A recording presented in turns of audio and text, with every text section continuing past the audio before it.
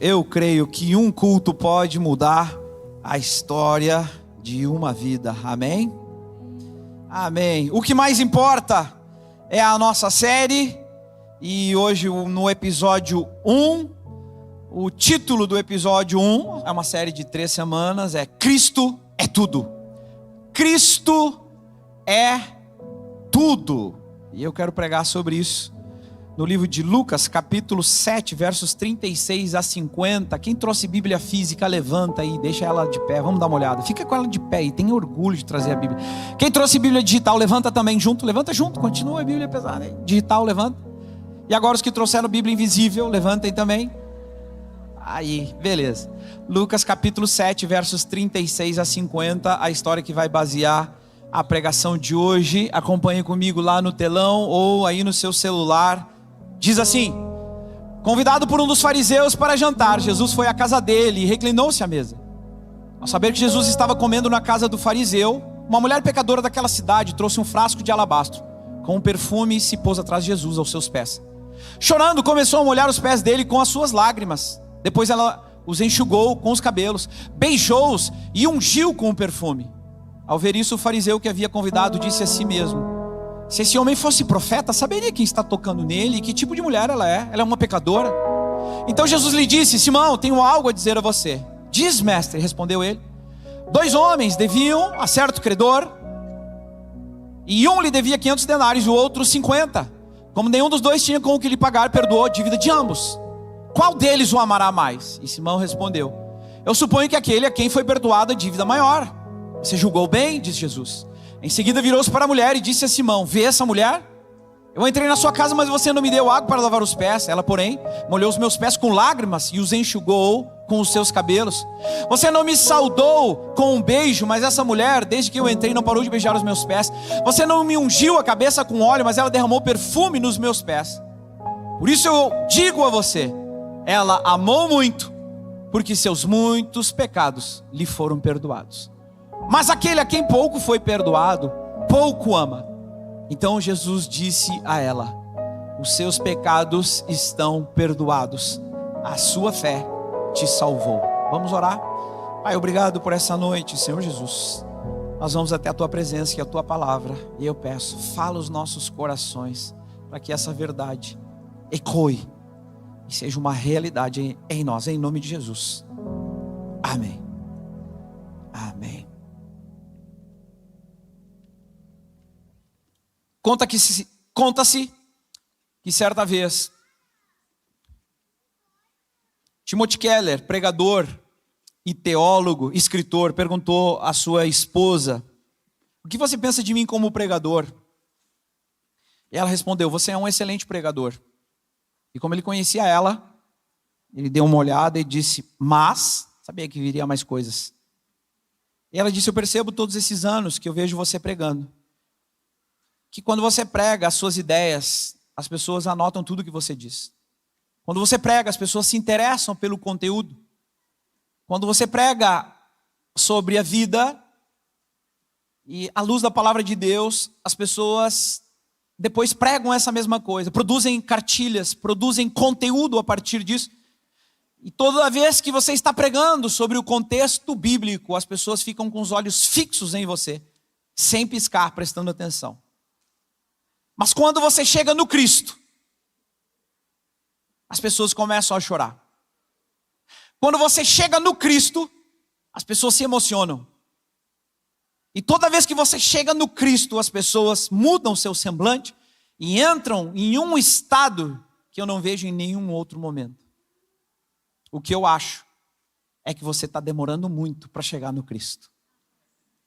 Você está demorando muito para chegar no Cristo.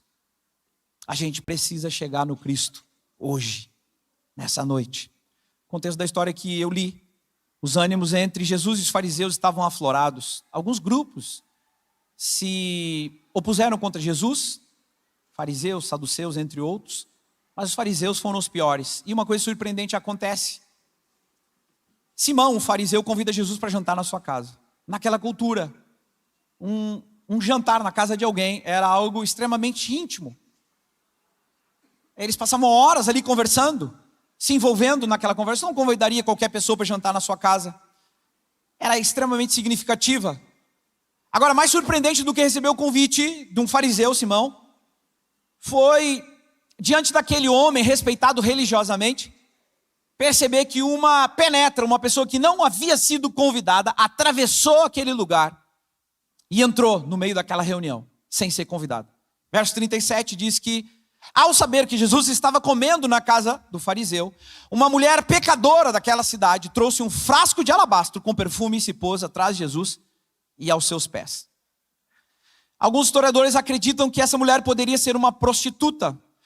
E Lucas é um escritor muito educado, com um gênero literado mais sutil, e talvez ele não colocasse esse um nome a ela. Mas nós não podemos pressupor isso, porque o texto não deixa claro qual é o seu nome, não deixa claro qual é a sua família, nem deixa claro qual é o seu pecado. Mas claramente Lucas está dizendo que aquela cidade rotulou aquela mulher como uma pecadora. E agora essa mulher, uma mulher da cidade, está claramente dizendo que Cristo é tudo para ela. Cristo é tudo para ela. Eu vou pregar só em 2 pontos, destacar 2 questões desse texto, e que talvez a gente possa trazer alguma aplicação para a nossa vida. E a primeira delas é essa: Cristo é tudo, porque só Ele pode cancelar a dívida que não temos como pagar. Cristo é tudo, porque só Ele pode cancelar a dívida que nenhum de nós tem condições de pagar. Verso 38. Chorando, então, essa mulher começou a molhar os pés dele com suas lágrimas. Depois enxugou com seus cabelos, beijou-os e ungiu com perfume. Em algum momento daquele jantar, talvez aquela mulher estivesse obstinada a entrar naquela sala. Alguns estudiosos acreditam que ela poderia estar ali naquele lugar, porque acontecia num pátio. Mas o fato é que ela toma uma coragem, movida de amor pelo Senhor Jesus, invade aquele lugar e não dá bola para o que os outros vão pensar. Ela pega os pés de Jesus, que estão sujos, porque eles usavam sandálias, e o caminho tinha muito pó. Era comum ter que lavar os pés ao chegar na casa de alguém. E o texto diz que ela lava com as suas lágrimas. Precisou muito choro para lavar os pés adultos de Jesus. Depois ela faz uma coisa impensada, que é tirar o seu véu e secar os pés de Jesus com o seu cabelo. Naquela cultura também, mulheres casadas ou mulheres adultas deveriam cobrir o seu cabelo. Tirá-lo poderia sinalizar sensualidade, ou no mínimo era uma decisão inapropriada. E ela faz uma terceira coisa, que é derramar sobre os pés de Jesus um vaso inteiro de alabastro. Alguns historiadores acreditam que ali continha um bom valor, talvez até 1 ano de trabalho. Ela não está preocupada com a opinião das pessoas, porque ela está aos pés de Cristo. Está cheio de gente ali naquele lugar. E Simão, o fariseu, pensa. Ele só pensa. Se esse homem fosse mesmo um profeta, ele saberia que tipo de mulher é essa que está tocando nele. Ela é boca braba. Não vale a pena. E Simão mostra um coração que eventualmente pode falar com alguns de nós. Convidou Jesus para a sua casa. Mas não adianta convidar Jesus para a sua casa se você não der total liberdade a Ele. Não adianta convidar Jesus para a sua casa se você não der total liberdade a Ele. Convidou Jesus, mas restringiu Jesus. Convidou Jesus, mas limitou Jesus.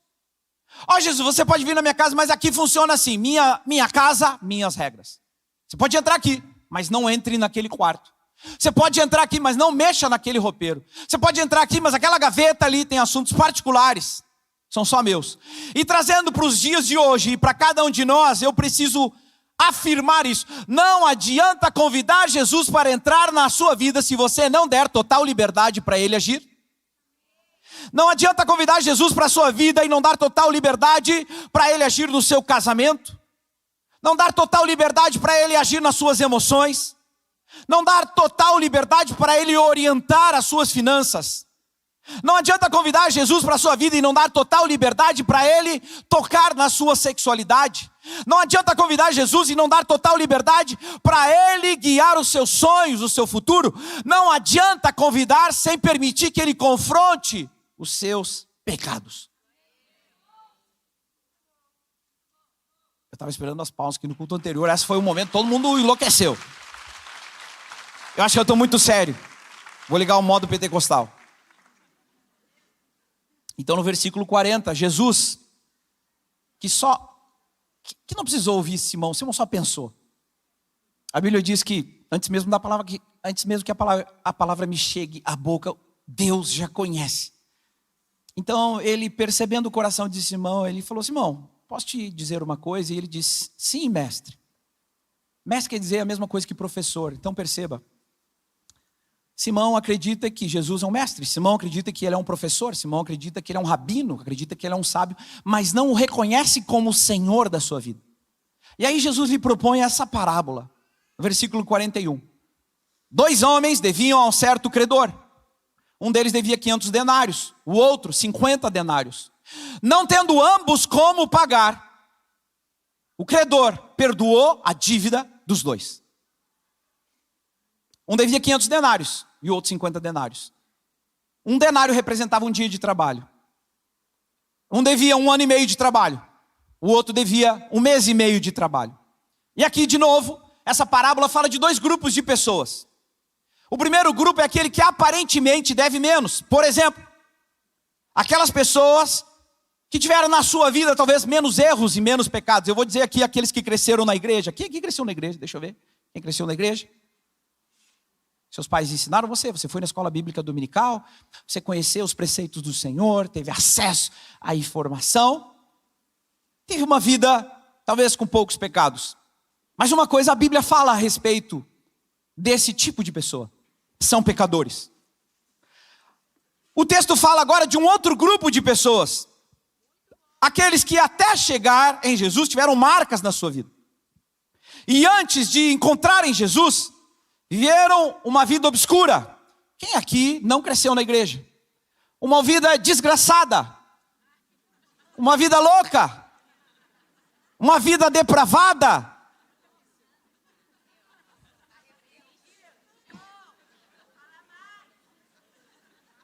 Uma coisa a Bíblia fala a respeito desse grupo de pessoas: eles são pecadores. Tanto, e eu posso, na minha ignorância, acreditar que esse grupo deve menos, 50 pila. E que esse grupo deve mais, 500 conto. Agora, a partir dessa parábola, o nosso entendimento é que existe algo em comum entre os que devem mais e os que devem menos.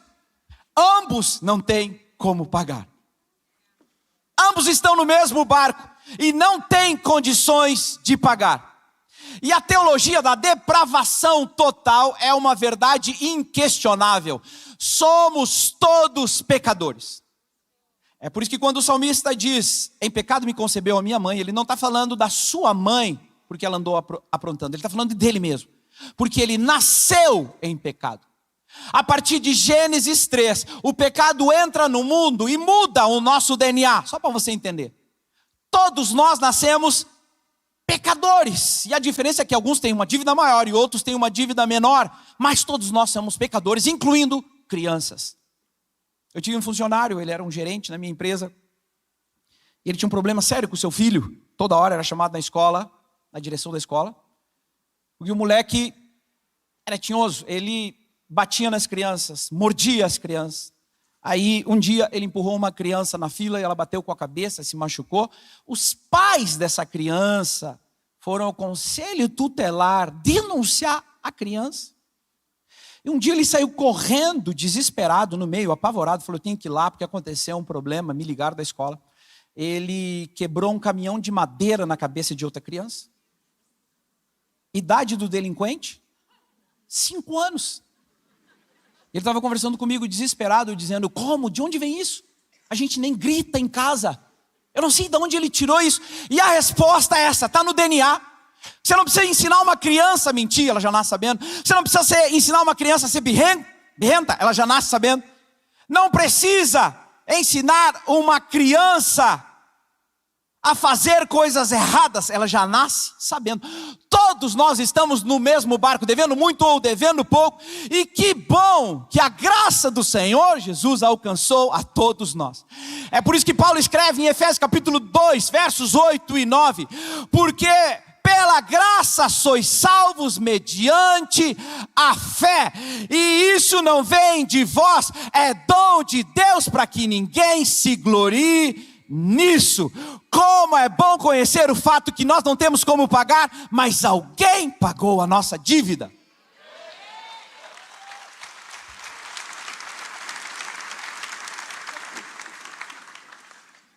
Isso também é bom porque tira a nossa roupa de credor, onde eu acho que eu devo menos e eu sou melhor do que alguém, superior a alguém. E como é chato conhecer pessoas que acreditam que são nossos tutores, que a gente está sempre devendo para elas. Você conhece? Um amigo, amigo que acha que você deve para ele. Ai, onde você estava? Precisei de você. Te mandei mensagem hoje de manhã, você não me... agora não adianta mais. Fiquei doente, você não me ligou. Não falou mais comigo. Ai, só dá bola para outra. Aí você se pergunta, é um amigo ou é um agiota?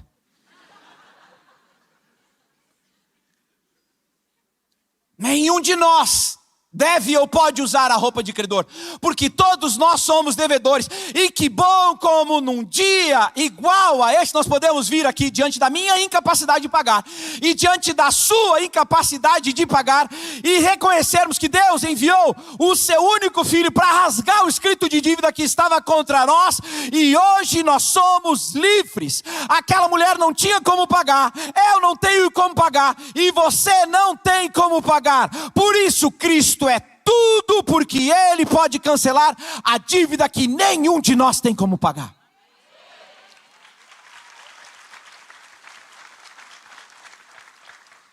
Se você está na nossa igreja online, escreva aí no chat: obrigado, Jesus, obrigado, porque eu não tinha como pagar.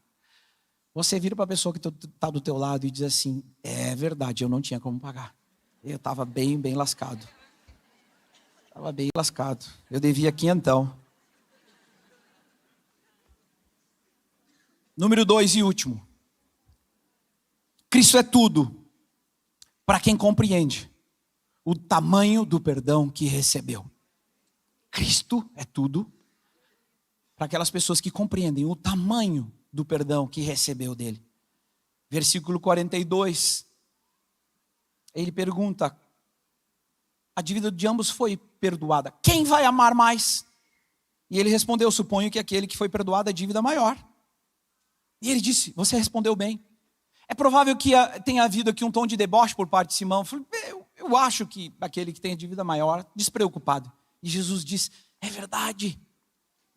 Exatamente isso. E aí então ele volta-se para a mulher, porque sabe que Simão está criticando o comportamento dela.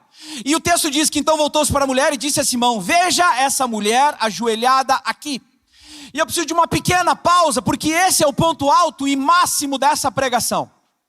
Esse é o momento em que Jesus está prestes a dizer para Simão, para aquela mulher, e essa voz vai ecoar por toda a eternidade, chegando até os nossos corações, onde Jesus está dizendo o que de fato mais importa. O que mais importa? E agora ele começa a dizer para Simão: Simão, presta atenção, eu entrei aqui, você não me deu água para lavar os meus pés, e ela, desde que chegou, lavou os meus pés com lágrimas e secou com seus cabelos. Eu entrei pela porta e você não me cumprimentou com o ósculo santo. Ela, desde que chegou, beija os meus pés.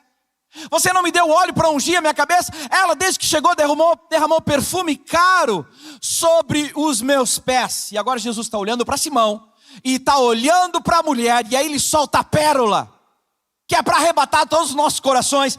Nessa noite é a 4ª vez do dia que eu prego, e meu coração treme por dentro quando eu digo isso. E essa é a frase: quem muito foi perdoado, Simão, muito ama.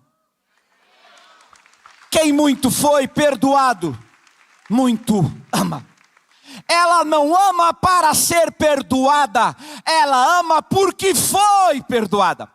Nós não o amamos para receber algo em troca, nós o amamos porque já recebemos de graça a nossa salvação. Você não entendeu nada, Simão. Você perdeu a melhor parte. Porque quanto mais você entende a gravidade do seu pecado, mais valor você dá à graça que Deus derramou sobre a sua vida. Quanto mais consciente você é, mais valor você dá à graça que Deus derramou sobre a sua vida. Semana passada agora, Janine e eu tivemos o privilégio de participarmos de uma conferência de pastores, 250 pastores das maiores igrejas aqui do Brasil. Me deram a honra de compartilhar meu testemunho de como eu recebi o meu chamado. Eu não estava preparado para aquilo. Me deram 10 minutos e eu preguei muito rápido. Falei muito rápido. Eu peguei 30 minutos e condensei em 10. Estava todo mundo apavorado. Pastor, como tu é rápido? Eu falei, minha igreja está acostumada. Eu prego 2.0. Prego rápido, eu acho. E aí eu me dei conta do meu testemunho, porque eu nunca contei ele todo. Eu me dei conta de toda a história da minha vida. E eu vou contar um pouco para vocês. Minha bisavó entregou a vida para Jesus, levou minha avó para a igreja, que levou minha mãe para a igreja, que me levou para a igreja. Com 6 anos de idade, eu estava lá, na Avenida Florianópolis, na primeira igreja batista brasileira de Porto Alegre, nos bancos de madeira no canto. O meu pastor estava pregando sobre salvação, fez um convite no final. Eu tinha 6 anos, eu perguntei, mãe, eu posso ir lá? Ela disse, vai. E eu fui lá na frente. Havia muita consciência na hora. Meus amigos estavam na primeira fileira rindo de mim, do tipo, Maurício, você já é crente, você não precisa estar aí aceitando de novo. Mas eu tinha uma consciência muito clara de que a minha vida pregressa tinha muitos pecados. Eu queria largar o lamaçal de pecados que eu tinha até os 6 anos de idade e entregar minha vida para Jesus. É por esse motivo que eu nunca subestimo a decisão de uma criança. Você não sabe o que Deus está fazendo na vida dela. Aquele dia marcou minha vida profundamente. Uma das coisas que eu não queria era ser pastor, porque todos os pastores que eu conhecia tinham uma vida financeira muito ruim. E eu dizia, tudo menos pastor. Aos 16 anos de idade, eu estou sentado no meu quarto, orando a Deus, no meu devocional, tocando violão e chorando. De repente, um versículo salta aos meus olhos. Mateus capítulo 28, versos 18, 19 e 20. Ide por todo mundo e pregai o evangelho a toda a criatura, batizando em nome do Pai, do Filho e do Espírito Santo, ensinando-vos a guardar tudo aquilo que eu vos ensinei. E eu estarei convosco até o final dos tempos, por todos os séculos. Eu sabia que era a grande comissão. E naquela mesma hora o Espírito Santo disse para mim, você vai ser um pastor. E eu amei aquela ideia. Tanto que com 18 anos entrei no seminário. Com 22 anos meu pastor me chamou na sala dele e disse, tu vai ser o nosso primeiro missionário na área da música. Eu era ministro de louvor na época. Você vai para Portugal. Meses depois conheci a Janine. Começamos. E eu disse para ela, Janine, presta bem atenção. Isso aqui que nós vivemos, nós éramos funcionários do banco. Falei, isso aqui eu não vou viver. Eu vou ser um pastor, eu vou ser um missionário.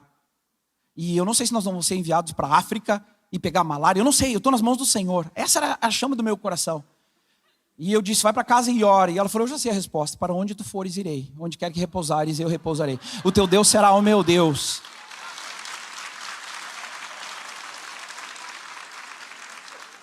Essa é a minha versão.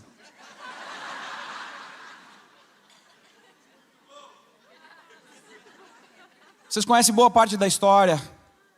Nossa filha número 2 nasceu com uma doença, passamos 1 ano no hospital, ela morreu. Quando você enterra o seu filho, sua vida é drasticamente transformada. Nós continuamos a trabalhar e servir na igreja. Aquela empresa que tinha 10 funcionários virou 20, virou 30, virou 40, 50, 300 funcionários. A filial que era uma virou 2, virou dezenas de filiais. A empresa que era uma virou 2, 3, 4, 5 filiais. E quando eu vi, o tempo estava passando. E nós estávamos envolvidos num trabalho diário sem fim. E eu tinha um plano pessoal na cabeça, que é um dia eu vou me aposentar. Eu tinha um número. E quando eu me aposentar, eu vou trabalhar integralmente para servir o Senhor. Um dia entrou na minha sala um cara da igreja, que eu não deixaria ele entrar. Ele furou todas as barreiras e foi pedir emprego para a filha dele. E ele me disse, Maurício, eu te conheço desde pequeno, era mais velho do que eu. Você era um pregador, o que aconteceu que você veio parar aqui só como um empresário? E eu disse, não, eu tenho um plano, o dia que eu me aposentar, eu vou servir a Deus. E ele falou, que legal. Vai gastar os teus melhores dias para ganhar dinheiro e vai entregar o resto para Jesus?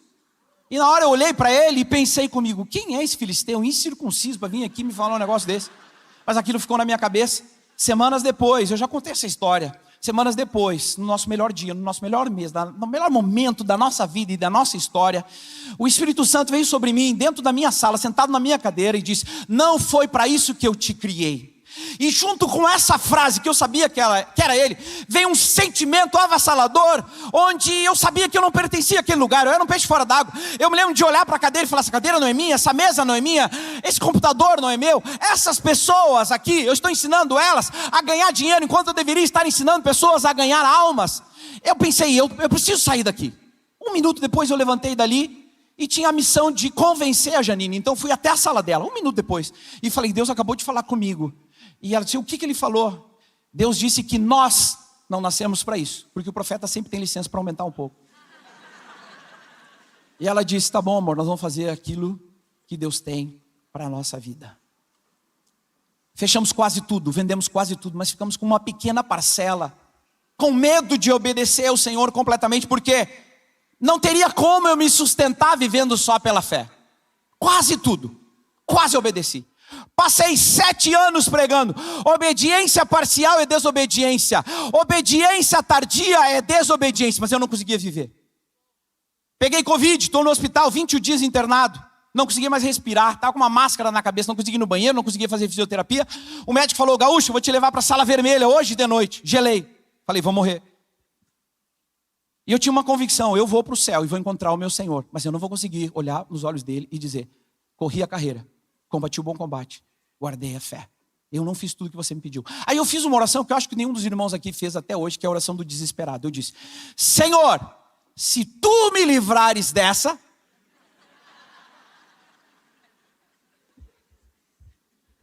eu largo tudo.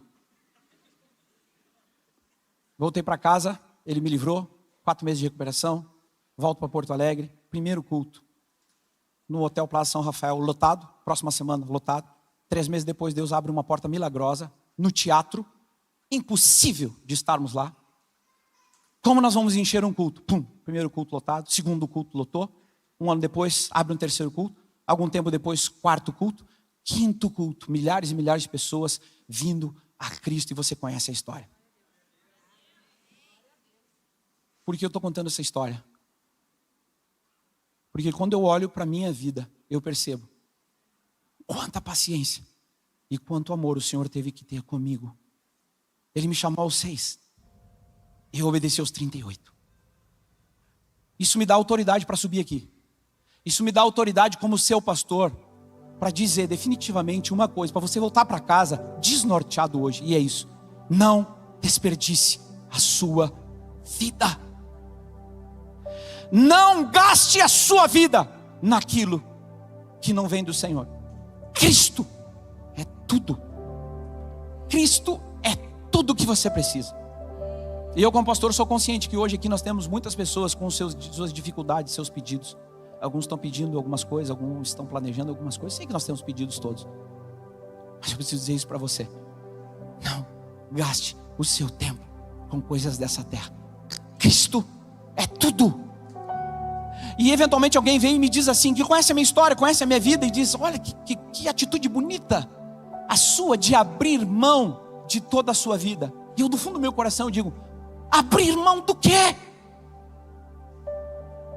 Eu não abri mão de nada.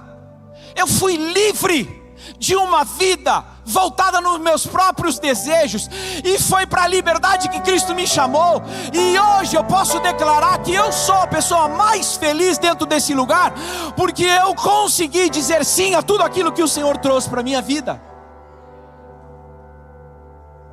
Por isso eu não perco mais tempo com distrações. Quem muito foi perdoado, muito ama.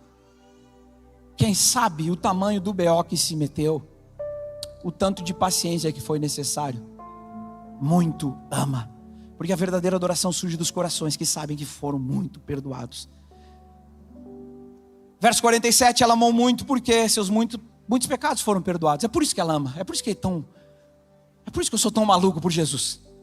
Eu o amo com todas as minhas forças. Não há nada nessa terra que se compare ao Senhor na minha vida. Mas aquele que pouco foi perdoado, pouco ama, não está nem aí. Então Jesus disse a ela: filha, seus pecados foram perdoados, a sua fé te salvou, vai em paz. Jesus agora está olhando para aquela mulher, que outrora foi vista com olhos impuros, olhos de julgamento. Mas agora, o Rei dos Reis, o Senhor dos Senhores, o Filho de Deus, está olhando para ela com olhos de graça e perdão. E eu preciso dizer isso nessa noite, que quando você entende o tamanho do perdão que você recebeu, Cristo deixa de ocupar um espaço na sua vida e passa a ocupar o centro dela. Talvez você venha no domingo, talvez você conheça as músicas, Talvez você leia Café com Deus Pai todo dia de manhã, e você tenha trazido Jesus para a sua vida. Mas quando você conhece o tamanho do perdão que foi direcionado a você, Cristo deixa de simplesmente fazer parte da sua vida e torna-se o centro da sua vida. Agora aqui tem uma escada progressiva em Lucas capítulo 7. Alguns teólogos acreditam que Lucas não diz isso, mas há uma progressão aqui no ensino. Capítulo 7, nós estamos no capítulo 7. Do verso 1 ao verso 10, acontece a cura do servo do centurião. Alguém diz, vai lá e ajuda ele, Jesus está no caminho. E aí o centurião interrompe ele e diz, não, mestre, eu não sou digno de te receber nesse encontro, muito menos na minha casa. Mas presta bem atenção, eu sou homem sujeito à autoridade. Eu digo a este vai, ele vai. Eu digo àquele volta, ele volta. Eu digo a esse faz, e ele faz. Basta uma palavra tua, uma ordem, e ele será curado. Jesus olha para ele e diz, não vi tamanha fé em Israel. E o servo dele é curado. Jesus demonstra poder e autoridade sobre a enfermidade. Agora do verso 11 ao 17, ele está entrando na cidade de Naim, e ele vê um cortejo fúnebre. Uma viúva está enterrando o seu único filho. Há um problema social aqui. Viúvas poderiam ir para a mendicância por causa da falta do seu marido, que era o sustento. Ela tinha um único filho, este filho morreu. Ela está desesperada, pranteando. E o texto diz que Jesus se compadece dela, vai até o cortejo, toca a mão no esquife e dá uma ordem ao jovem, levante-se. E o jovem se levanta e começa a falar, e ele devolve o menino para sua mãe. A Bíblia diz que naquele exato momento o povo fica atordoado, adora a Deus e diz, nasceu um grande profeta em Israel. Jesus demonstra poder sobre a doença, Jesus demonstra poder sobre a morte. Agora o terceiro milagre é quando ele recebe o convite para jantar na casa de um fariseu. Até que entra uma mulher enlouquecida, devia muito, começou mal. E aqui aparece o terceiro milagre. Primeiro, uma cura. Depois, uma ressurreição. E por último, em grau maior, salvação dos pecados. Salvação dos pecados. Eu sei que nós estamos acostumados a pedir a Deus coisas e receber dádivas dele. Mas a salvação dos pecados é o maior dos milagres que Deus poderia operar na nossa vida. E eu explico. Porque se alguém da nossa igreja for curado de câncer e colocar na internet, domingo o culto está lotado. Se você for num velório orar por alguém e o morto ressuscitar, Deus livre, vai para o Jornal Nacional. O que a gente acabou esquecendo de aprender a celebrar é quando o milagre dos milagres acontece. É quando Jesus tira a gente do inferno. É quando Ele escreve o nosso nome no livro da vida. Muito mais do que a cura de um doente, muito mais do que a ressurreição de um morto, é a salvação de um pecador. Por quê?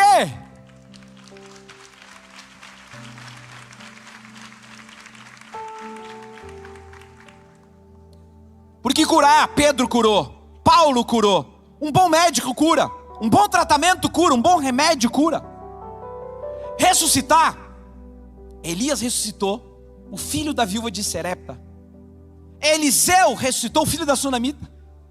Pedro ressuscitou Dorcas. Paulo ressuscitou Eutico. Então, curar, um monte de gente curou. Ressuscitar, um monte de gente curou. Agora salvar, só Cristo salva. Só Cristo salva. Só Cristo salva. E o doente que for curado vai morrer de novo. Vai morrer um dia. E o morto que ressuscitou vai morrer um dia. Mas a Bíblia diz que quem é salvo e crê em Jesus, ainda que morra, viverá. Ainda que morra, viverá. Talvez estejamos demorando demais para chegar no Cristo. Talvez estejamos demasiadamente preocupados com coisas supérfluas. O apóstolo Paulo é uma síntese de alguém que declarou na sua vida que Cristo é tudo que Deus pode lhe dar. Eu amo a passagem em Atos capítulo 26, quando ele está se defendendo diante do rei Agripa, e é como se ele contasse o testemunho dele.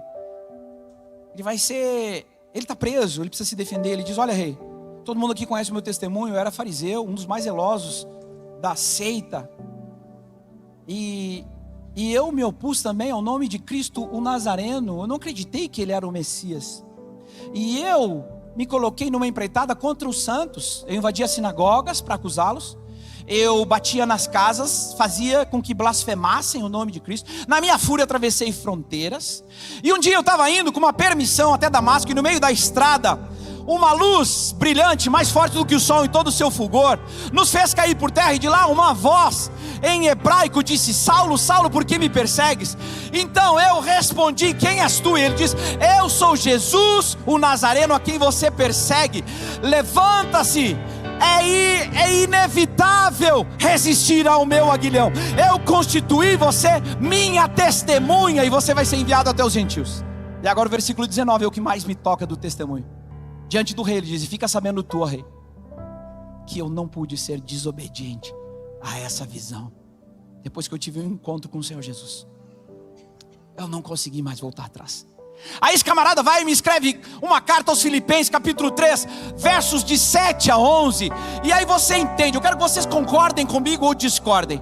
Se ele está dizendo o que eu estou enxergando, ele diz assim, ó: contudo, o que para mim antes era lucro, eu passei a considerar como perda por causa de Cristo. Ele tinha acabado de falar tudo o que ele era, os seus títulos, suas conquistas. Ele está dizendo: tudo é perda por causa de Cristo. E mais do que isso, eu considero tudo como perda comparado à suprema grandeza do conhecimento de Cristo, o meu Senhor, por quem eu perdi todas as coisas. Ele disse: eu perdi tudo, eu entreguei tudo. Tudo é perda, não me interessa. Esse camarada vai mais longe, ele diz: eu as considero como esterco. Alguém sabe o que é esterco? Cocô. Eu considero tudo como esterco para poder ganhar. Nada presta para mim. O que me interessa é ganhar a Cristo e ser encontrado nele, não tendo a minha própria justiça que procede da lei, mas que vem por meio da fé em Cristo. A justiça que procede de Deus e se baseia na fé. Eu, apóstolo Paulo, que estava vivendo a minha vida, eu quero conhecer a Cristo, eu quero conhecer o poder da sua ressurreição, e eu quero participar dos seus sofrimentos, tornando-me como ele na sua morte, para que de alguma forma, um dia, eu possa também alcançar a ressurreição entre os mortos. O que o apóstolo Paulo escreveu mais da metade do Novo Testamento está dizendo: eu tive um encontro real com ele. Não foi filosofia, não foi mentira. Cristo é tudo para mim. Cristo é tudo o que Deus pode nos dar. Essa história de dois tipos de pessoas. De um lado Simão, o fariseu, do outro a mulher pecadora. Simão, o fariseu, até convidou Jesus para entrar na sua casa, mas não deixou que ele tivesse intimidade. Não reconheceu quem estava diante dele. A mulher pecadora começou mal, devia muito, mas na primeira oportunidade se ajoelhou aos pés de Jesus, porque ela entendeu que Cristo era tudo o que ela tinha recebido de Deus. A única pergunta que vou fazer nessa noite é essa: será que você já compreendeu quem está diante de você?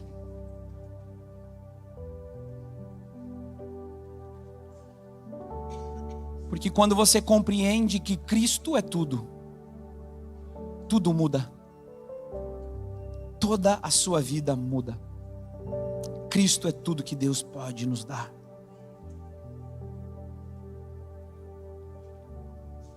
Conta-se que certa vez Timothy Keller perguntou à sua esposa: o que você acha de mim como pregador? Você é um excelente pregador. Como ele conhecia ela? O que mais?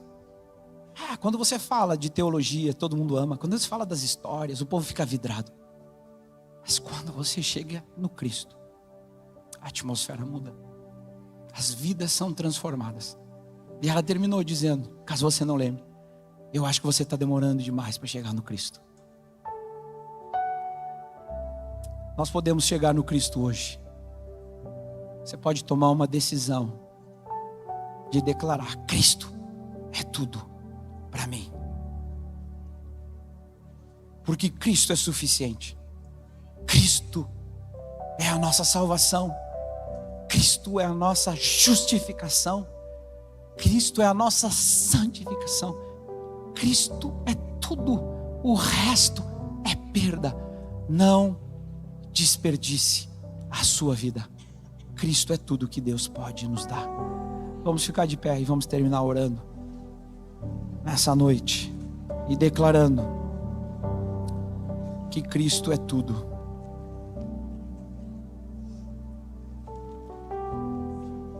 Se você puder, feche os seus olhos e tente responder a pergunta: será que você compreendeu quem está diante de você? Será que você compreendeu quem está diante de você? Estou falando do nosso Senhor Jesus, o nosso amado. Como eu queria que você pudesse sentir o que eu estou sentindo agora. Ele é tudo. Ainda de olhos fechados, eu quero dar oportunidade para alguns de vocês, porque nós estamos em casa com extrema liberdade. Aquela mulher não se importou quem estava naquela sala, não se importou com os olhares, com os julgamentos. Ela tinha uma única oportunidade de se ajoelhar aos pés de Cristo, e foi o que ela fez. Eu vou dar a oportunidade a você que se sente impelido a isso, se quiser sair do seu lugar e dobrar os seus joelhos aqui na frente, como um sinal ao Senhor, onde você está afirmando: Cristo, Tu és tudo para mim. Senhor, Tu és tudo na minha vida. Talvez o Senhor esteja falando coisas pessoais e individuais com você. Eu te encorajo a não se preocupar com quem está olhando, com quem está vendo. Não tem clima, não tem música alta. É só você e o Senhor. E você pode aqui ter liberdade de dizer: Senhor, Tu és tudo para mim.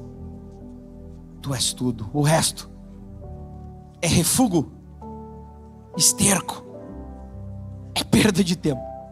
Tu, Senhor, és tudo.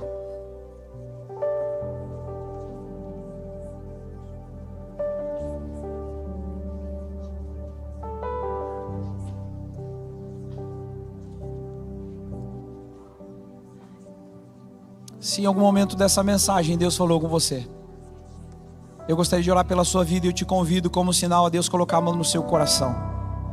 Ao colocar a mão no seu coração, você está dizendo: Senhor, me ajuda a declarar hoje que Tu és tudo para mim, Senhor. Me ajuda a abandonar as coisas supérfluas que me atrasam, que me fazem demorar em Te obedecer. Escute, eu tenho autoridade para falar isso para você. Não perca tempo. Não desperdice a sua vida. Cristo é tudo. Coloque a mão no seu coração que eu vou orar pela sua vida. Pai, muito obrigado por essa noite. Senhor, obrigado pela Tua doce presença. Senhor, Tu tens um plano para cada um aqui, Senhor. Senhor, como nós te amamos, Senhor. Nos ajuda, Senhor. Nos livra de nós mesmos. Nos livra das nossas paixões. Nos livra das nossas prisões. Nos dá força para declarar: Cristo é tudo para mim. Mesmo diante de problemas, eu continuarei declarando: Tu és tudo para mim. Eu oro pelos meus irmãos, para que Teu Espírito repouse sobre eles, quebrando cadeias, quebrando grilhões, fortalecendo o joelho cansado. Alguns estão sobrecarregados. Fortaleça, renove as forças, amplia a visão, tira as escamas dos olhos, Senhor. Toca em cada família aqui, toca em cada pai, cada irmão, cada filho, Senhor. E nós como igreja queremos declarar: Cristo é tudo que Deus pode nos dar. É em nome de Jesus.